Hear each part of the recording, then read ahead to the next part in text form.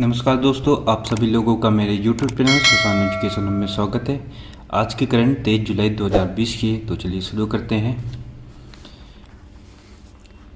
किसके द्वारा नई दिल्ली में कैग कार्यालय में डॉक्टर अंबेडकर की प्रतिमा का अनावरण किया गया? तो वेंकैया नायडू के द्वारा किया गया। ये कौन है? भारत के उपराष्ट्रपति है। ठीक है, कैग क्या होता है इसके बारे में जान लेते हैं। नियंत्रक और महालेखा परीक्षक होता है। ठीक है, इसका उल्लेख संविधान के अनुच्छेद 148 द्वारा स्थापित किया गया है। ठीक है, तो नियंत्रक महालेखा परीक्षक की नियुक्ति कौन करता है? राष्ट्रपति करता है। ठीक है, यह भारत सरकार और राज्य सरकारों के सभी प्राप्तियों और खर्चों का लेखा जोखा करता है। ठीक है, इसके देख लेते हैं अध्यक्ष कौन है? तो राजीव महर्षि हैं। ठीक है, चलिए अगला क्वेश्चन है मेरा। भारत और किस देश में मध्य दो द्वीपों में फिश प्रोसेसिंग प्लांट स्थापित करने के लिए एक अनुबंध पर हस्ताक्षर हुए हैं? तो आंसर क्या है? मालदीव। ठीक है, इसकी राजधानी क्या है? कैपिटल क्या है? माले है। मालदीव के बीच एक और समझौता हुआ है, आपातकालीन चिकित्सा सेवाओं की स्थापना। ठीक है, इसके तहत अगर जो है मालदीव में आपातकालीन चिकित्सा की आवश्यकता होगी तो भारत उसकी सहायता करेगा। चलिए अगला देख लेते हैं। भारत ने किस देश से 4,475 ऑक्सीजन कंसेंटेनर की पहली खेप प्राप्त की है? तो आंसर क्या है? सिंगापुर से जो है प्राप्त हुआ है। ठीक है, किसके द्वारा दिया गया है? टेमासेक फाउंडेशन के द्वारा इसकी पूर्ति की गई है। चलिए इससे संबंधित पॉइंट देख लेते हैं। फाउंडेशन के द्वारा भारत को कुल 20,000 ऑक्सीजन कंसेंटेनर प्रदान किए जाएंगे। ठीक है, शेष ऑक्सीजन अगले महीने प्राप्त होंगे। मतलब अभी इतने प्राप्त हो गए हैं 4,475, शेष जो है अगले मंथ तक भारत को प्राप्त हो जाएंगे। चलिए अगला देख लेते हैं। किसके द्वारा निलंबित कणों से सुरक्षा के लिए एक सक्रिय श्वास यंत्र, वाल्व और फिल्टर युक्त मास्क विकसित किया गया है? SN Bose international for basic sciences के द्वारा विकसित किया गया। ये है कहाँ पे? कोलकाता में है। ठीक है, इसकी स्थापना कब हुई थी? 1986 को हुई थी। इसका मुख्यालय पीछे हम बता चुके कोलकाता में। ठीक है, अगला है। किस संस्थान के द्वारा कोविड-19 पॉजिटिव मरीजों को ट्रैक करने के लिए स्मार्ट रिस्ट बैंड विकसित किया गया है? तो आंसर क्या है? एम्स नागपुर के द्वारा विकसित किया गया है। ठीक है, यह रिस्ट बैंड पहनने वाले का तापमान, श्वसन दर और ऑक्सीजन जैसी चेतावनी भी उपलब्ध कराएगा। चलिए अगला देख लेते हैं। किस देश द्वारा ऑपरेशन लेजेंड की शुरुआत की गई है? तो आंसर क्या है? अमेरिका है। ठीक है, क्योंकि ये इसका भी कारण जान लेते हैं हम लोग।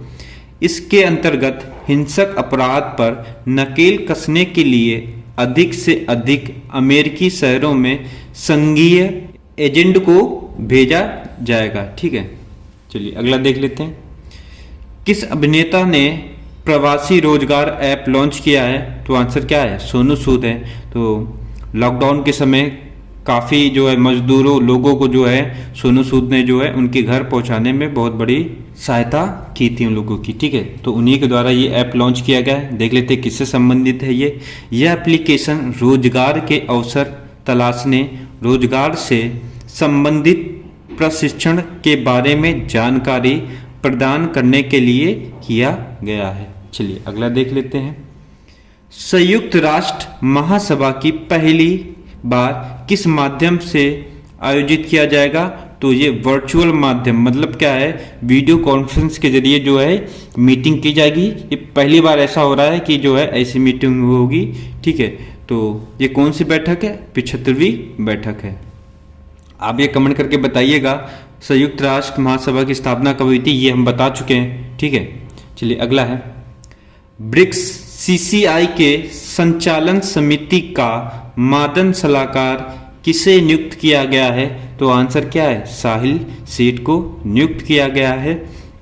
इनका कार्यकाल 2020 से 2023 तक होगा। चलिए आगे देख लेते हैं। किसे अंतर्राष्ट्रीय रेलवे संघ का उपाध्यक्ष नामित किया गया है? तो आंसर क्या है? अरुण कुमार को नामित किया गया है। डीआरडीओ द्वारा भारत सेना के लिए बनाए गए स्वदेशी ड्रोन का क्या नाम है? तो इसका नाम क्या रखा गया? भारत रखा गया है। सबसे बड़ी बात ये स्वदेशी बनाया गया है। ठीक है, तो जान लेते हैं डीआरडीओ का फुल फॉर्म क्या है? Defence research and development organisation. ठीक है, इसका फुल फॉर्म है। ठीक है, एग्जाम में पूछा जाता है तो याद कर लीजिएगा इसको। ठीक है, इसकी स्थापना कब हुई थी? 1958 में हुई थी। इसका मुख्यालय कहाँ पर है? नई दिल्ली में। इसके अध्यक्ष कौन है? डॉक्टर जी सतीश रेड्डी है। ये भी इंपॉर्टेंट है, एग्जाम में आता रहता है। चलिए, किस राज्य सरकार ने वेस्ट टू एनर्जी नाम से पहल शुरू की है? तो आंसर है उत्तराखंड ने की है। ठीक है, ये है क्या? इसके तहत राज्य सरकार राज्यों में उत्पन्न होने वाले अवशिष्ट को बिजली में परिवर्तित करने का कार्य करेगी। ठीक है, चलिए अगला देख लेते हैं।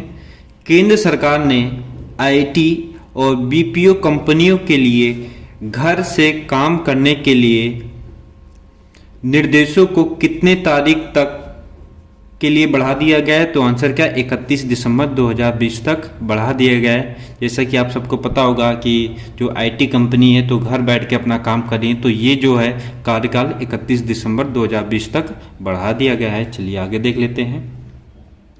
इंडिया आइडियाज वर्चुअल शिखर सम्मेलन का आयोजन भारत और किस देश के मध्य हुआ है? तो ये अमेरिका के साथ हुआ है। ठीक है, जान लेते हैं क्या? अमेरिका और भारत व्यापार परिषद की 45वीं वर्षगांठ के उपलक्ष्य में इसका आयोजन किया गया। ठीक है, इसका जान लेते हैं ये विषय क्या था? Building a better future. ठीक है, इसका हिंदी मतलब है बेहतर भविष्य का निर्माण। ठीक है, इसका उद्देश्य क्या है वो जान लेते हैं। इस परिषद का गठन 1975 में किया गया था। यह दोनों देशों के बीच निवेश बढ़ाने के लिए प्रोत्साहित करता है। ठीक है, यह सरकारी और व्यापारियों के बीच सीधे संपर्क का काम करती है। ठीक है, चलिए अगला देख लेते हैं। किस एंटी टैंक गाइडेड मिसाइल का सफल परीक्षण किया गया है? तो इसका नाम क्या है? ध्रुवस्त्र है। कहाँ से किया गया? चांदीपुर। ये किस राज्य में है? उड़ीसा राज्य में है। ठीक है, Dhruvastra helicopter launch anti tank guided missile. ठीक है दुनिया के सबसे उन्नत एंटी टैंक हथियारों में से है। ठीक है, इसको कहाँ से लॉन्च किया जाएगा? ये इसको हेलीकॉप्टर से लॉन्च किया जाएगा। ठीक है, चलिए अगला देख लेते हैं।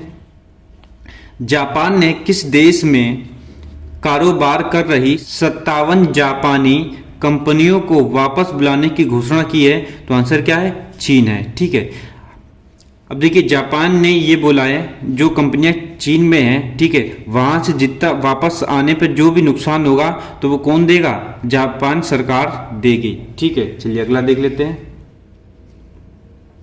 सिंगापुर के शोधकर्ताओं ने किस देश में 14 पैरों वाले विशाल समुद्री कॉकरोच की खोज की है? तो आंसर क्या है? इंडोनेशिया है। चलिए अगला है।